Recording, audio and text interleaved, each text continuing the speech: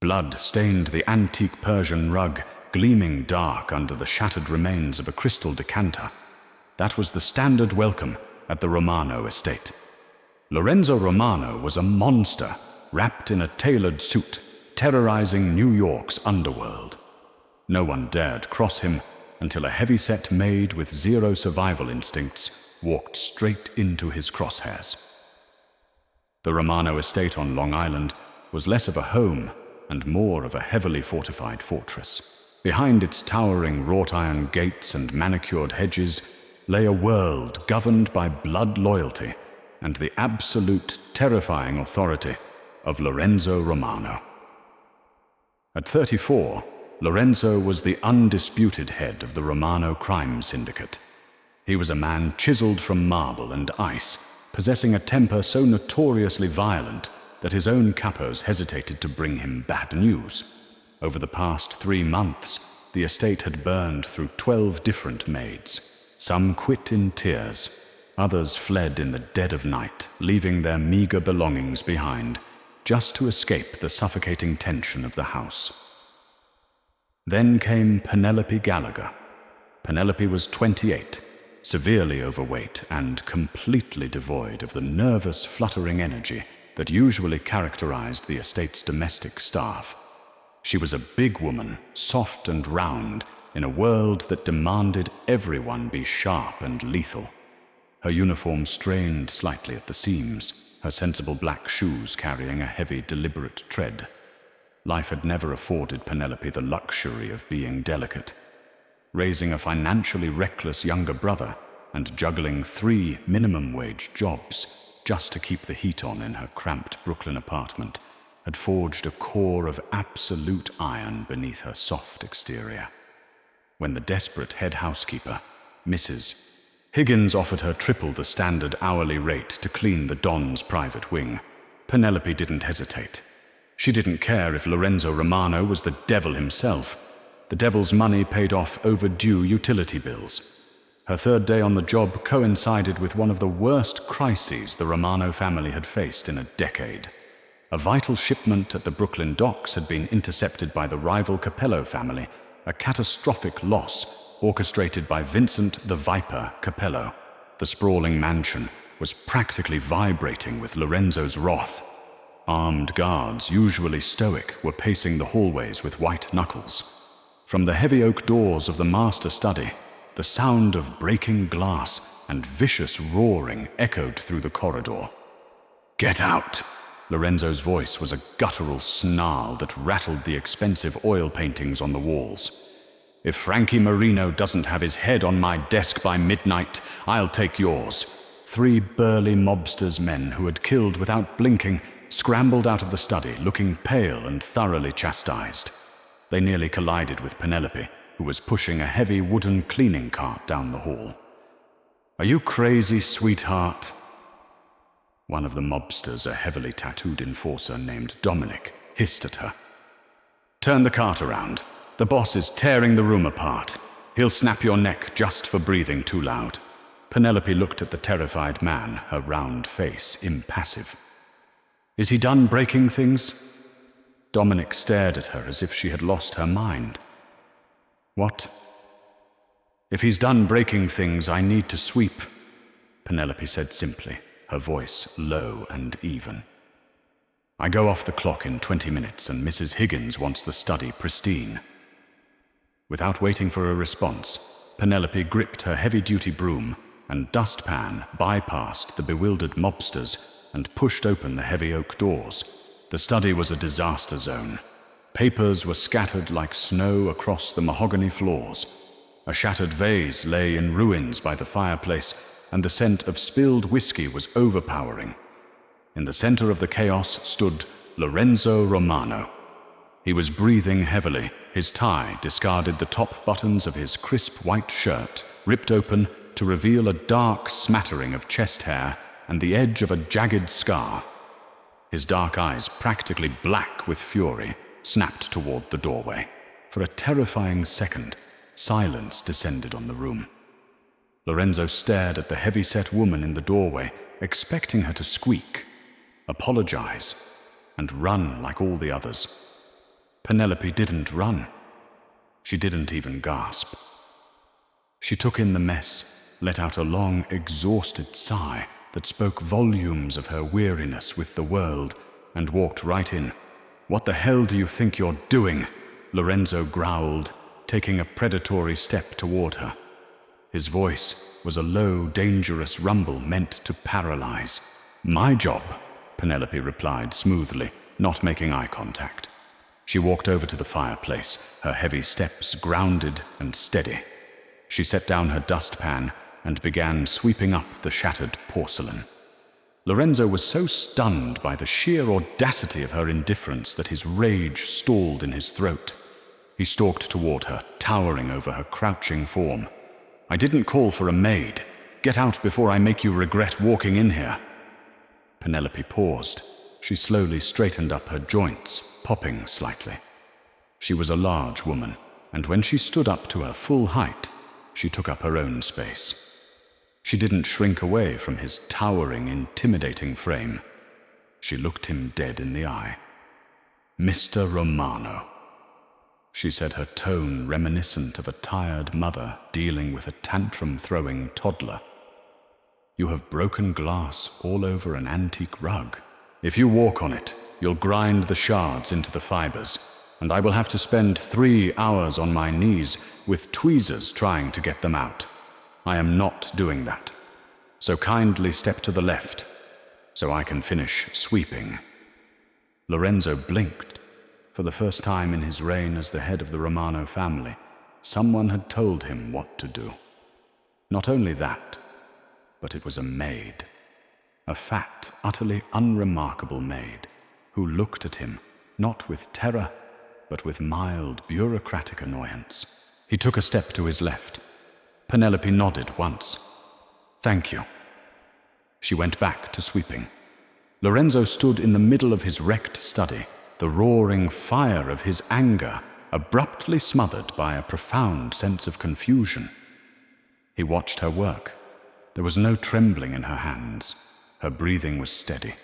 She moved with a slow, methodical rhythm, unbothered by the fact that she was sharing oxygen with a man who had ordered 2 executions before breakfast.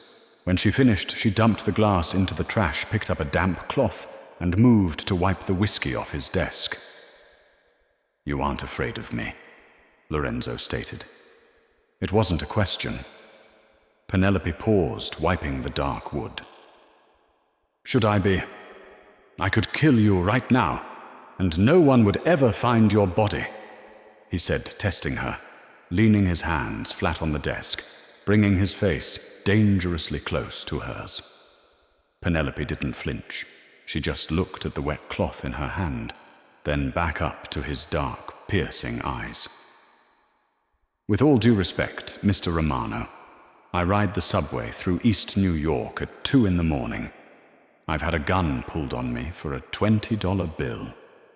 You're just a guy who broke his own vase because he was having a bad day. Now please lift your arms. You're leaning in the whiskey." Lorenzo stared at her for a long, agonizing moment. Then slowly, a low, dark chuckle rumbled in his chest. It grew into a genuine barking laugh that echoed strangely in the tense room. He lifted his arms. "What's your name?" he asked, watching her with a newfound intense curiosity.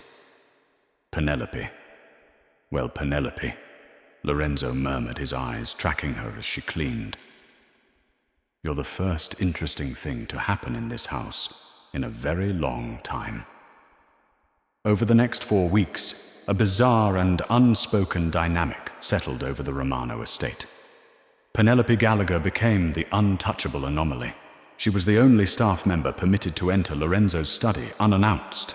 When Lorenzo was locked in grueling meetings with his capos, screaming over territory disputes and money laundering operations, Penelope would calmly push her cart into the room, dust the bookshelves, swap out his cold espresso for a hot one, and leave. Her presence, heavy and grounding, acted as a bizarre anchor for the volatile mafia boss. He never yelled when she was in the room. But not everyone was amused by the Don's new favorite pet. Victor Rossi, Lorenzo's second-in-command, despised Penelope. Victor was a vain, sharply dressed man with ruthless ambition and a cruel streak. He didn't understand why Lorenzo tolerated this large, quiet woman who moved around their high-stakes criminal enterprise like she was invisible. "I don't get it, boss," Victor sneered one afternoon in the billiards room, chalking his cue stick. "Why do you keep the whale around?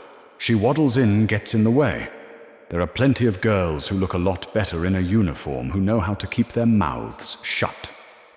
Lorenzo, who was lining up a shot, froze.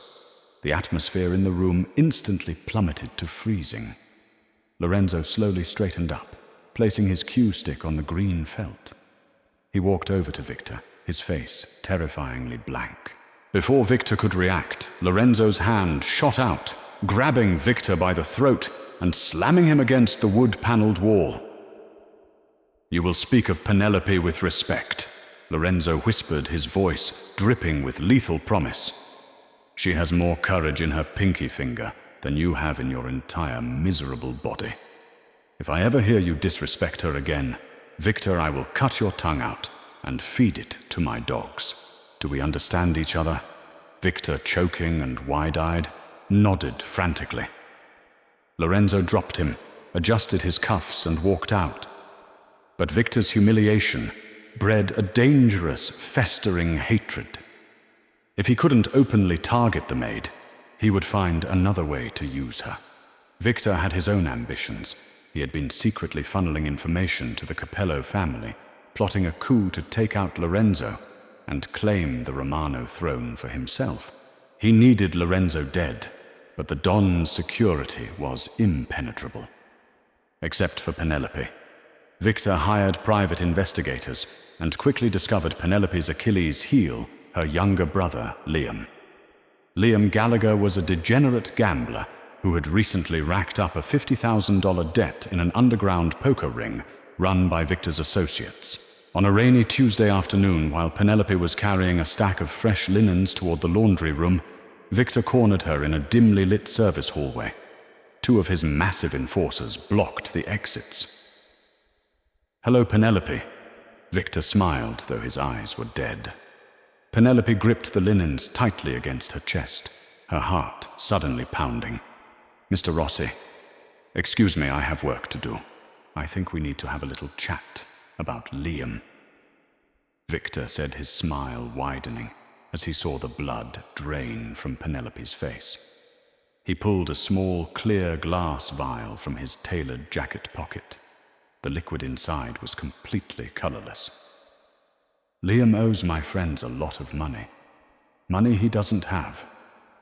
Victor continued, stepping into her personal space.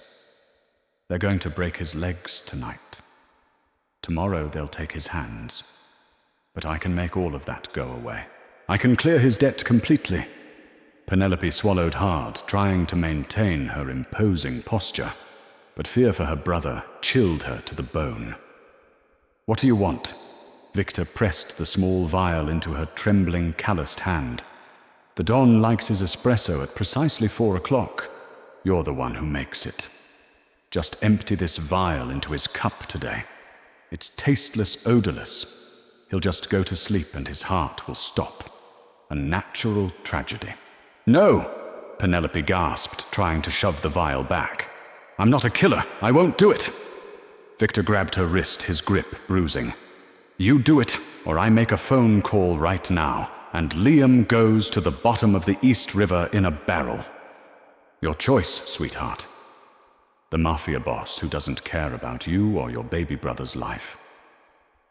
Victor let go of her, smoothed his lapels, and walked away, leaving Penelope alone in the dark hallway, staring in horror at the poison in her hand. At 3:55 p.m., Penelope stood in the massive, gleaming kitchen. Her hands were shaking so violently she could barely hold the silver tray. On the tray sat a delicate porcelain cup filled with pitch-black espresso. In her apron pocket, the glass vial felt as heavy as an anvil. She closed her eyes, tears leaking down her plump cheeks. Liam was an idiot, a reckless fool, but he was her brother. He was the only family she had left in the world. But as she thought of Lorenzo, the terrifying, violent man who had never once mocked her size, who had demanded respect for her from his men, who looked at her as if she was actually worth seeing her stomach twisted into painful knots. At exactly 4 o'clock, Penelope knocked on the heavy oak doors of the study. "Come in!" Lorenzo's voice called out. Penelope pushed the door open. Lorenzo was sitting behind his massive desk, rubbing his temples, looking exhausted. The moment he saw her, the hard lines around his mouth softened just a fraction. "Penelope," he said, sitting back in his leather chair. "Right on time." Penelope walked toward the desk. Her legs felt like lead. Every step was a battle. She reached the desk and set the silver tray down. Lorenzo reached for the espresso, but before his fingers could brush the porcelain, Penelope slapped her hand down over the cup. Lorenzo frowned, looking up at her in confusion. "What are you doing?" Penelope was breathing heavily, tears welling in her eyes, spilling over her lashes and running down her face. She reached into her apron pocket, pulled out the clear glass vial, and slammed it down onto the mahogany desk, right next to the espresso. "Don't drink that!" she choked out, her voice breaking. Lorenzo looked at the vial, then at the espresso, and finally up at Penelope's tear-streaked face. His mafia instincts kicked in instantly. His posture went rigid, his eyes turning cold and calculating. "What is this, Penelope?" "It's poison!" she sobbed, burying her face in her hands, her large shoulders shaking with the force of her terror. "Victor Rossi cornered me in the hall. My brother, my stupid brother, owes $50,000 to gamblers. Victor said, if I didn't put that in your espresso, they would kill Liam tonight. I couldn't do it. I'm so sorry I couldn't do it. But please, mister. Romano, you can kill me, but please don't let them hurt my brother." Lorenzo sat perfectly still. The silence in the room was absolute, broken only by Penelope's desperate weeping. He looked at the poison, realizing just how close he had come to death. If it had been anyone else, any of his highly trained, heavily armed guards who had been bought off, he would be dead right now. But this woman, this terrified, heavy-set maid, who scrubbed his floors and had every reason to take the easy way out to save her own blood, had chosen loyalty. She had chosen him over her own brother's safety, knowing it might cost both of them their lives. Lorenzo slowly stood up. He walked around the desk. Penelope cringed, bracing herself for the blow, for the bullet, for the violent end to her tragic life. Instead, she felt 2 large, warm hands gently grip her trembling shoulders. "Look at me," Lorenzo commanded, his voice softer than she had ever heard it. Penelope forced herself to open her eyes. She looked up into Lorenzo's face. There was no anger there, only an intense, blazing fire of respect, and something much deeper, something protective that made her breath catch in her throat. "You saved my life," Lorenzo said quietly, his thumbs brushing against the fabric of her uniform. "And because of that, your brother's debts are gone. As of this second, Liam is under my protection. No one will ever touch him." Penelope let out a ragged gasp, a fresh wave of tears hitting her. "Thank you. Thank you." Lorenzo's expression hardened as he looked toward the closed door of the study. The beast inside him, the ruthless Don of the Romano family, was wide awake and hungry for blood. "Dry your tears, Penelope," Lorenzo whispered, his eyes locked on the door, his mind already spinning a web of brutal vengeance. "Stay here. Lock the door behind me. I have to go have a word with Victor." Penelope's trembling hands fumbled with the heavy brass lock, the metallic click echoing like a gunshot in the cavernous quiet study. She retreated to the far corner of the room, pressing her plump back against the cold mahogany bookshelves. Outside those double oak doors, a terrifying silence hung over the Romano estate for exactly 3 minutes. Then all hell broke loose.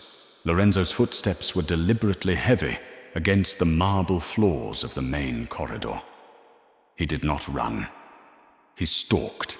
He found Victor Rossi in the grand foyer, holding a burner phone and whispering frantically to someone on the other end, likely coordinating the invasion he assumed was about to happen once the poison took effect.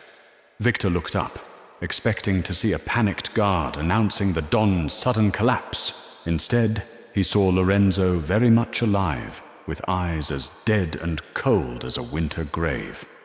"Boss," Victor stammered frantically, dropping the phone into his jacket pocket.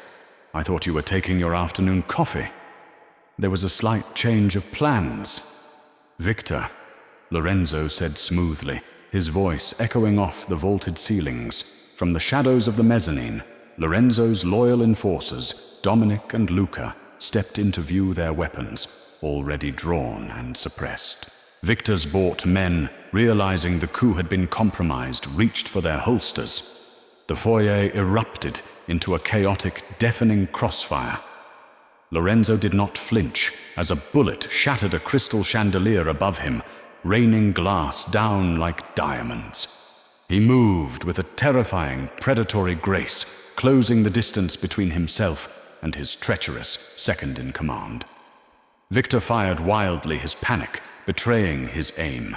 Lorenzo disarmed him with a brutal strike to the wrist, the sickening crack of bone audible even over the gunfire.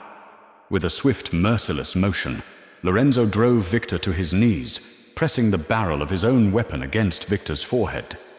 "You underestimated my house, Victor," Lorenzo whispered harshly, the scent of gunpowder thick in the air. "You thought you could use Penelope.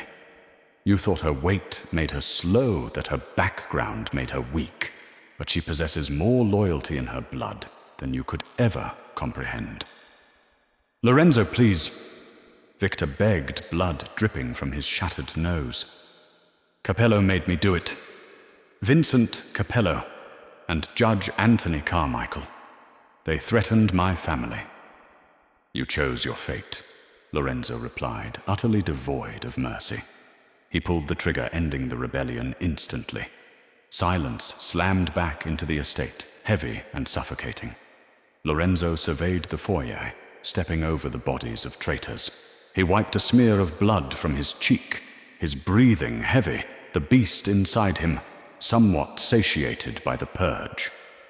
He left his men to handle the cleanup and walked back toward his study. Inside, Penelope was huddled on the floor, her arms wrapped around her large knees, weeping softly.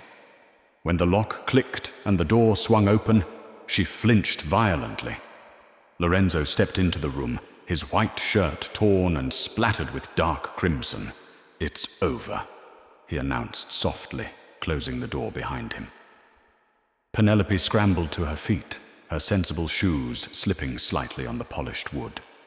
She looked at the blood on his shirt, her maternal caretaking instincts overriding her paralyzing fear.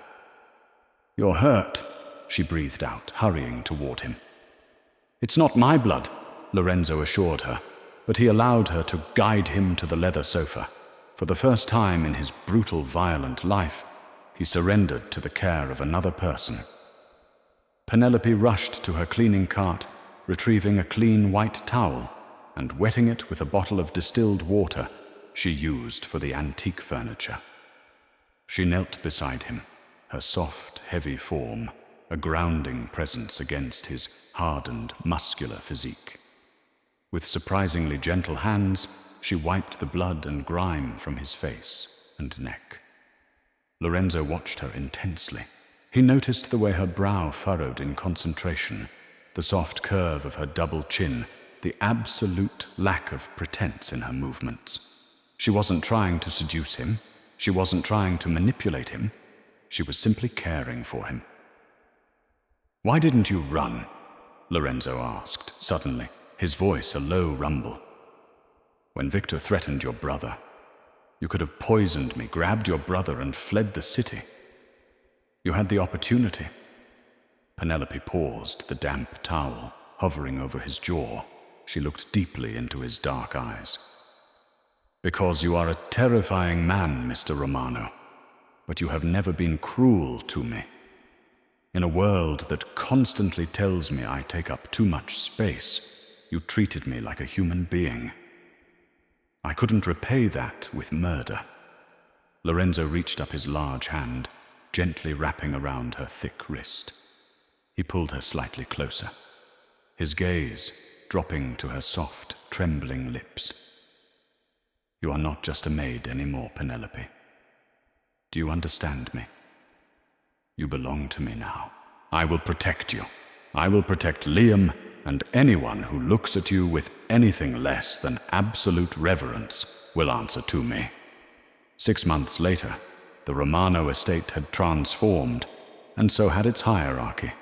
Penelope Gallagher was no longer pushing a heavy wooden cleaning cart, nor was she wearing a strained maid's uniform. She was the undisputed queen of the Romano syndicate. Lorenzo had made good on his promises. He had paid off Liam's debts and placed the young man in a strictly monitored legitimate administrative role at one of the family's shipping warehouses in Queens, ensuring Liam stayed far away from the poker tables. As for Penelope, Lorenzo worshipped her. He refused to let her change herself to fit the hollow, superficial mold of a typical mafia wife. When high society designers subtly suggested she wear slimming black or restrictive corsets, Lorenzo would throw them out of the house. Instead, he commissioned custom couture that celebrated her size. Penelope walked through the estate in flowing emerald green silk gowns that draped beautifully over her wide hips and heavy bust radiating a quiet, immovable power. She was fat, she was soft, and she was the most dangerous woman in New York, simply because Lorenzo Romano would burn the city to ashes if a single hair on her head was harmed. But Penelope was not just a protected trophy. She was remarkably brilliant. Her years of surviving on the poverty line, dodging debt collectors and stretching pennies, had given her an incredibly sharp mind for logistics and financial anomalies. She began quietly reviewing Lorenzo's legitimate business ledgers. The ultimate test of her new position came during a high-stakes sit-down with Vincent Capello, the rival boss who had orchestrated Victor's failed coup. The meeting took place in the private dining room of a heavily guarded Italian restaurant in Manhattan. Lorenzo sat at the head of the table, radiating lethal tension. Beside him sat Penelope, looking regal and unbothered, sipping sparkling water. Vincent Capello, a sleazy, arrogant man with a scarred face, smirked as he looked at Penelope. I gotta admit, Lorenzo, when I heard you took a new woman, I expected a supermodel, not the kitchen staff. What are you paying her in pastries? The Romano guards in the room instantly drew their weapons, the sound of safeties clicking off filling the room. Lorenzo's eyes turned murderous, his hand reaching for the heavy pistol inside his jacket. But Penelope placed a soft, plump hand over Lorenzo's forearm, stopping him. She didn't blush. She didn't cry. She simply smiled a chilling, terrifying smile that she had learned directly from the Don himself. Mr. Capello. Penelope said, her voice smooth and conversational. I might enjoy a good pastry, but you seem to enjoy embezzling from your own offshore accounts, specifically the Shell Corporation in the Cayman Islands, under your mistress's maiden name. I found it quite interesting that your capos are taking pay cuts while you quietly funnel $3 million a quarter into a private fund. Vincent's smug grin vanished instantly. The color drained from his face as his own men standing behind him exchanged dark, suspicious glances. You're lying, Vincent spat, though sweat was beading on his forehead. Penelope casually slid a thick manila folder across the polished table. Bank statements, wire transfer logs, and photographs. You see, Vincent, when you spend your whole life being ignored by people because of how you look, you learn how to watch them very closely. You should really secure your digital servers. Now Lorenzo and I are going to propose a new territory division, and you are going to sign it, or I will hand these files to your underboss and let your own men tear you apart. Vincent stared at the files, utterly defeated by a woman he had dismissed seconds ago. He picked up his pen and signed the territory over without another word. Later that night, back in the safety of their master suite at the estate, Lorenzo stood by the roaring fireplace, pouring 2 glasses of expensive red wine. He walked over to where Penelope was sitting on the edge of their massive bed, her silk robe pooling elegantly around her large, soft thighs. He handed her a glass, then sank to his knees before her, a position of absolute submission that the feared Don Romano took for no one else on earth. He rested his hands on her waist, looking up at her with a mixture of awe and burning, consuming love. "You were magnificent today," Lorenzo murmured, kissing the soft skin of her stomach. "You terrified them." Penelope smiled, running her fingers through his dark, thick hair. "I learned from the best. I told you I'm not afraid of monsters." "No." Lorenzo agreed, his dark eyes shining as he looked up at his beautiful heavy-set queen. "You just know exactly how to tame them." They had conquered the underworld, not with standard cruelty, but with an unexpected alliance forged in the ashes of betrayal.